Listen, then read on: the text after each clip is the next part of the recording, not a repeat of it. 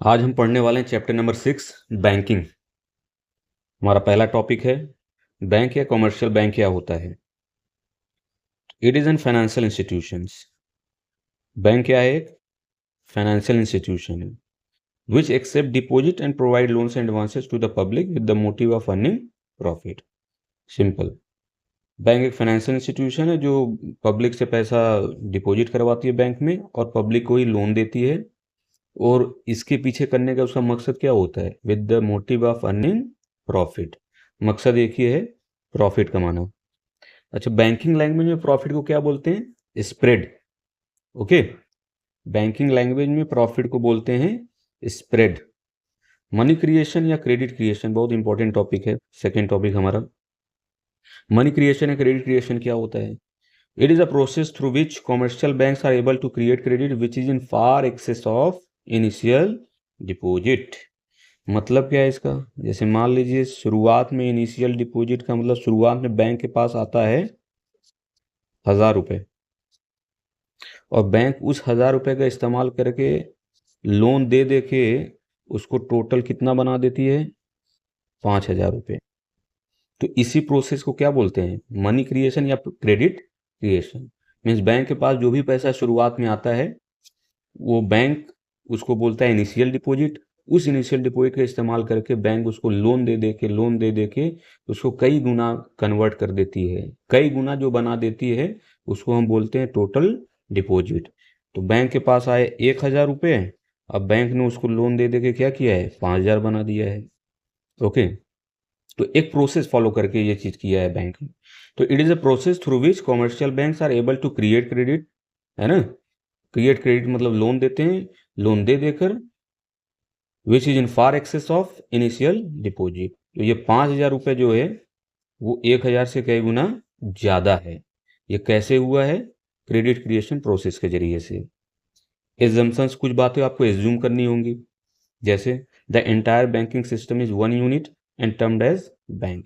हम पूरे entire banking system को हम एक यूनिट मानेंगे और उसको हम क्या बोलेंगे? बैंक। इसका मतलब क्या है? इसका मतलब ये है कि पैसा आपका चाहे एसबीआई में आए, पीएनबी में आए, कैनरा बैंक में आए, कहीं भी आए, उससे हमें मतलब नहीं है। हम ये मान रहे हैं कि वो पैसा कहाँ आ रहा है? बैंक में आ रहा है। Okay, all payments and receipts will be rooted through banks. मतलब जितना भी आपको, चाहे आपके अकाउंट में पैसे आ रहे हैं, चाहे आप मार्केट में किसी को पेमेंट कर रहे हो, वो सारा चीज़ बैंक के जरिए से होगा। अगर आप मार्केट में जाते हैं 1 रुपए का माचिस भी खरीदते हैं तो आपको बैंक से ही पेमेंट करना पड़ेगा। बैंक से पेमेंट करने का मतलब ये हुआ कि आजकल आप देख रहे हैं कि काफ़ी ज़्यादा डेवलपमेंट आ गई है। आप फ़ोन पे से, पेटीएम से पेमेंट कर दे रहे हैं, तो ये भी क्या है? बैंक के जरिए से पेमेंट करनी। ओके, कुछ भी कैश में पेमेंट नहीं होगा, या अगर आपको पैसा भी मिल रहा है तो आपको कैश में नहीं मिलेगा, आपके अकाउंट में ही मिलेगा। Determinates determinants of money creation. Next इसी में टॉपिक आता है आपका कि किन बातें को ऊपर मनी क्रिएशन आपका डिपेंड करता है। मतलब क्या चीज़ रहेगा कि आपका मनी क्रिएशन होगा, मनी क्रिएशन का प्रोसेस होगा। इनिशियल डिपॉजिट पहला है, या उसी बोलते प्राइमरी डिपॉजिट। इनिशियल डिपॉजिट या प्राइमरी डिपॉजिट मतलब जैसे बैंक के पास 1,000 रुपये आया शुरुआत में, उसको बोला प्राइमरी या initial deposit. L R R का मतलब लीगल रिजर्व रिक्वायरमेंट। ये होता है परसेंटेज में। ये होता है क्या है? क्या होता है ना कि बैंक के पास जो भी शुरुआत में टोटल डिपॉजिट आता है उसका कुछ परसेंटेज कॉमर्शियल बैंक को आरबीआई के पास रखना होता है।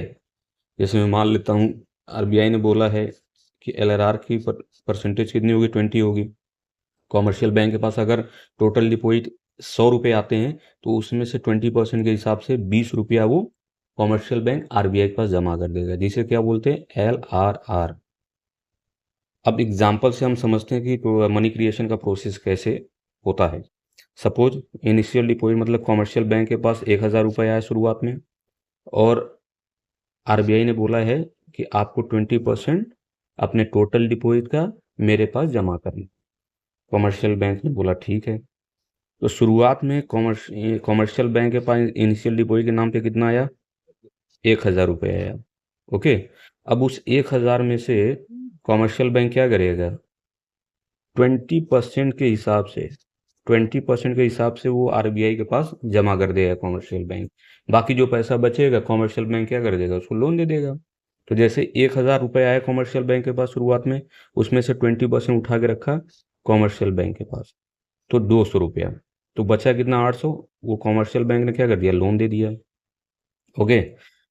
अब इकोनॉमी में जब किसी को लोन मिला होगा तो वो भी अकाउंट में ही मिलेगा। ओके। और वो मार्केट में लेकर जाएगा, उस लोन को लेकर कहीं ना कहीं खर्चा करेगा, कुछ भी करेगा। तो खर्चा अगर वो करेगा भी तो क्या करेगा, कैश में नहीं करेगा, कैसे करेगा, बैंक से ही करेगा। तो कुल मिला जुला के पैसा वो फिर से बैंक में आ जाएगा। आपने ऊपर एक एग्जम्पशन पढ़ा, अब वो पैसा किसी भी बैंक में जमा हो जाए, एसबीआई पीएनबी, कोई मतलब नहीं है, वो पैसा एक ही जगह आ रहा है, जिसको हम क्या बोल रहे हैं, बैंक बोल रहे हैं। तो घूम फिर के वो पैसा कहाँ आ जाएगा, फिर से बैंक के पास आ जाएगा। अच्छा, जब फिर से आरबीआई के कॉमर्शियल बैंक के पास पैसा आएगा 800 रुपया, तो फिर से उसमें से वो 20% मेंटेन करेगा। तो 800 का 20% 160 हो जाएगा। फिर उसके बाद 640 रुपया बचेगा, तो कॉमर्शियल बैंक उसको क्या कर देगा, लोन दे देगा। अब फिर वही प्रोसेस आएगा कि फिर वो पैसा घूम फिर के कहाँ जाएगा, बैंक के पास आ जाएगा। फिर उसमें से आरबीआई के कॉमर्शियल बैंक क्या करेगा, आरबीआई के पास 20% डिपॉजिट मेंटेन करेगा, कितना, 128 रुपये। और बाकी जो बचा 640 में से 512 रुपया लोन चला जाएगा। ऐसे ही प्रोसेस होता रहेगा। तो बैंक क्या करेगा, ऐसे ही लोन दे देकर, लोन दे देकर, लोन दे देकर, लोन दे देकर क्या करेगा, 1,000 का 5,000 कर देगा। तो इसको बोलते हैं टोटल डिपॉजिट। ओके। अब ये आया कहाँ से डाटा 5,000, ये लोन का अमाउंट 4,000 कहाँ से आया, और ये 1,000 रुपये कहाँ से आया कैश रिजर्व, ये कहाँ से आया पता नहीं। तो मैं आपको इसको सॉल्व करके बताऊंगा। ओके। आप जोड़ेंगे अगर 1,800 640, तो ये 5,000 आएगा ही नहीं। तो इसके लिए आपको एक फार्मूला अप्लाई करना होगा, जिस वजह से आपको ये पता चल जाए कि ये कैसे 5,000 है या 4,000 कैसे है, 1,000 कहाँ से आएगा। ओके। तो वो मैं आपको बाद में बताऊंगा, जब हम पार्ट नंबर 3 अपना देखेंगे बैंकिंग का, तो आपको मैं वहाँ पे बता दूंगा कि ये कैसे आया हुआ है। ओके।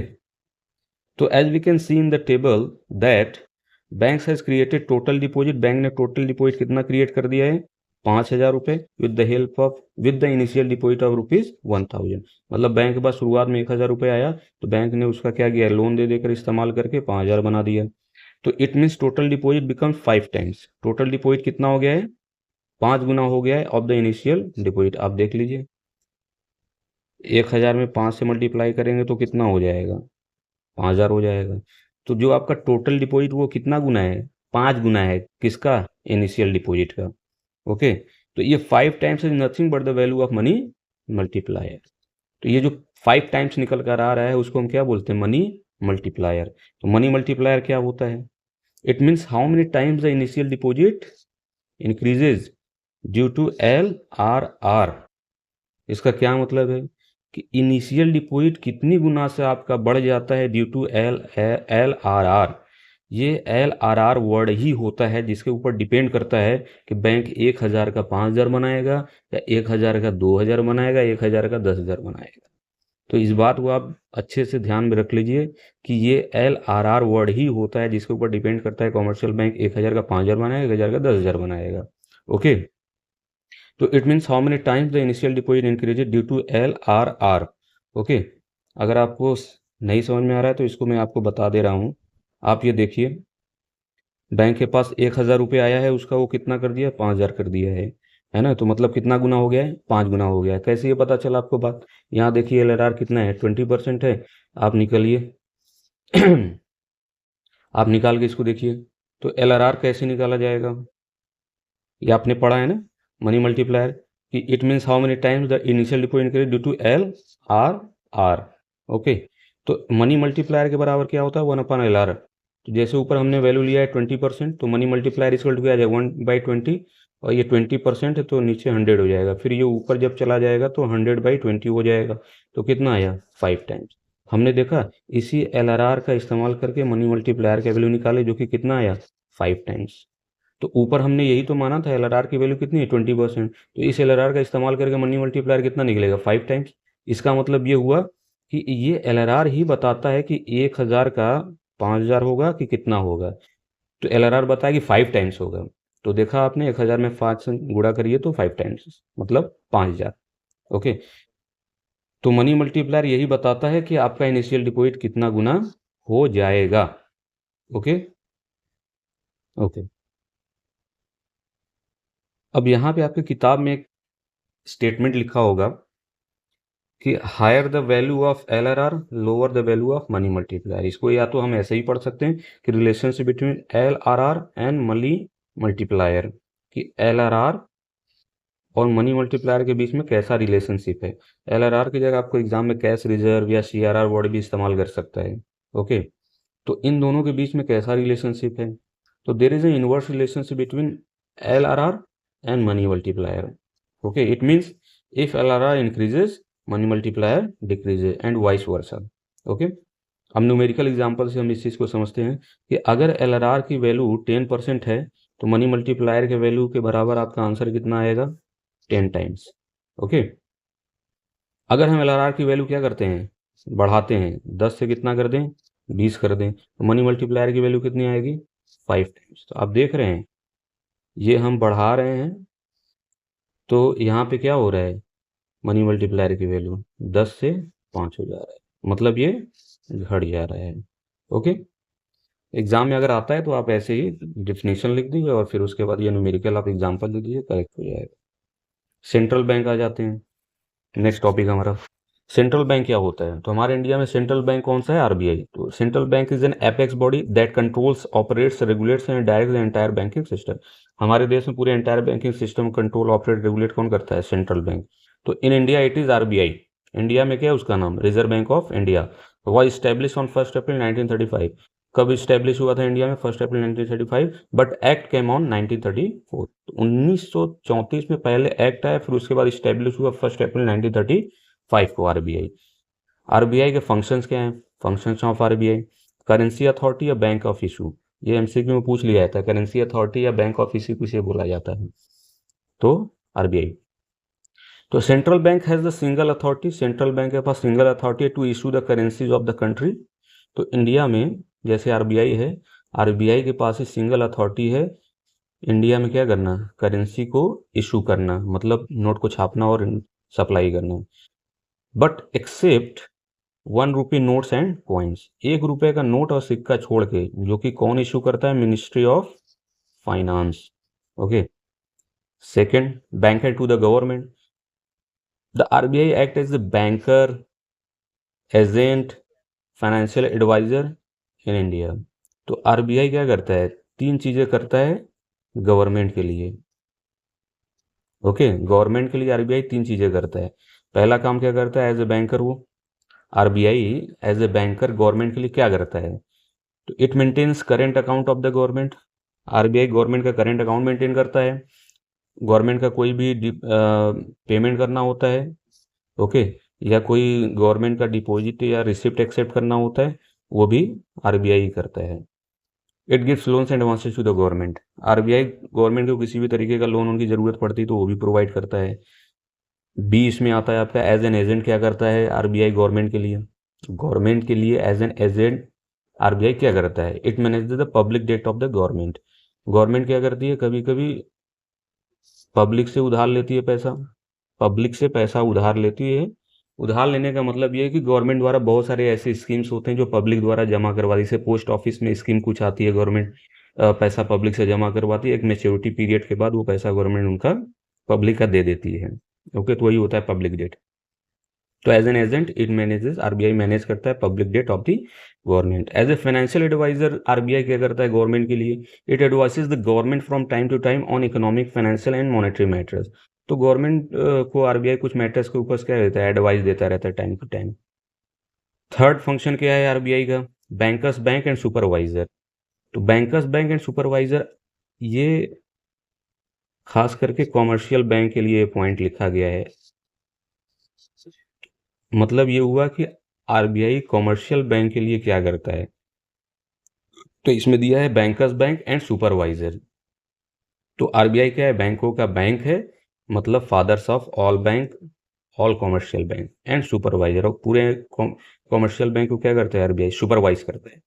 तो इसमें पहला एज ए बैंकर्स बैंक क्या करता है RBI, तो आरबीआई परफॉर्म्स 3 फंक्शंस। आरबीआई इसमें 3 चीज़ें करता है कॉमर्शियल बैंक के लिए। कस्टोडियन ऑफ कैश रिजर्व, तो पहला इसमें custodian of cash reserve. Commercial banks maintain some percentage of total deposit with the RBI. Commercial bank क्या करता है, अपने टोटल डिपॉजिट का कुछ हिस्सा वो आरबीआई के पास जमा करता है। In this way we say RBI act as a custodian of cash reserve. मतलब कुछ कॉमर्शियल बैंक का कैश होता है जो as a reserve, commercial bank का वो पैसा एज ए रिजर्व आरबीआई के पास रहता है। आरबीआई के पास रहता है मतलब आरबीआई के हिरासत में रहता है। कस्टडियन का मतलब या कस्टडी का मतलब हिरासत में। ओके। सेकेंड इसमें lenders of the last resort. Lender का मतलब उधारी देने वाला, लास्ट रिसोर्ट का मतलब होता है आखिरी उम्मीद। मतलब इसका क्या है कि कॉमर्शियल बैंक कभी कभी फाइनेंशियल इमरजेंसी में फंस जाता है, पैसे की ज़रूरत पड़ जाती है बहुत ज़्यादा, तो वो कहीं इधर उधर से जाता है, मैनेज करता है पैसा अदर सोर्सेज से, लेकिन उसको पैसा मिल नहीं पाता है। तो आखिरी उम्मीद किसके पास लेकर जाता है, आरबीआई के पास। आरबीआई मैटर सॉल्व करेगा इनका जो भी फाइनेंशियल इमरजेंसी का प्रॉब्लम है। तो when commercial banks fail to meet financial requirements from other sources, they मतलब commercial bank approach the central bank to give loans and advances as a lenders of the last resort. Third function है, इसमें बच्चे बड़ा confuse भी होते हैं, इसको मैं आपको अच्छे से बता देता हूँ। Clearing house function. जैसे क्या होता है कि हम पब्लिक का जो रिलेशन होता है वो किससे होता है, कॉमर्शियल बैंक से होता है। ओके।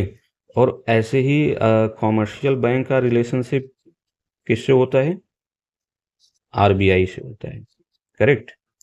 तो पब्लिक का मतलब जैसे ए और बी है। ओके। ए ने बी को क्या दिया है, चेक दे दिया है। तो ये चेक लेकर कहाँ जाएगा, बी कॉमर्शियल बैंक के पास। मतलब क्या हुआ, ए और बी का जो आपस में सेटलमेंट है वो कौन करेगा, कॉमर्शियल बैंक करेगा। ओके। ऐसे ही मान लीजिए कॉमर्शियल बैंक में जैसे एसबीआई है और पीएनबी है। तो एसबीआई ने मान लिया क्या किया, पीएनबी को चेक दिया। तो पीएनबी किसके पास अपना चेक लेकर जाएगा, आरबीआई के पास। ओके। तो मतलब एसबीआई और पीएनबी का जो चेक क्लियर करने का काम करेगा वो कौन करेगा, आरबीआई करेगा। तो जैसे हम पब्लिक का चेक क्लियर करने का काम कॉमर्शियल बैंक करता है, वैसे कॉमर्शियल बैंक का आपस में जो लेन देन होता है एसबीआई या पीएनबी जैसे मान लीजिए, उनका चेक क्लियर करने का काम कौन करेगा, आरबीआई करेगा। ओके। आई होप आपको क्लियर होगा। इसको पढ़िए। तो all commercial banks have their account with the RBI. सारा कॉमर्शियल बैंक का जो अकाउंट होता है वो आरबीआई के पास रहता है। So RBI can easily settle the claims of commercial banks against each other. Okay, I hope आपको क्लियर होगा। एज ए सुपरवाइजर वो क्या करता है, RBI regulates and controls the entire banking system. That's easy. Last आपका point है controller of money supply and credit. RBI का जो लास्ट फंक्शन है controller of money supply and credit. To control fluctuation का मतलब इकोनॉमी में जो inflation या फिर डिफ्लेशन आएगा in the economy, RBI controls the money supply in the economy by using monetary policy.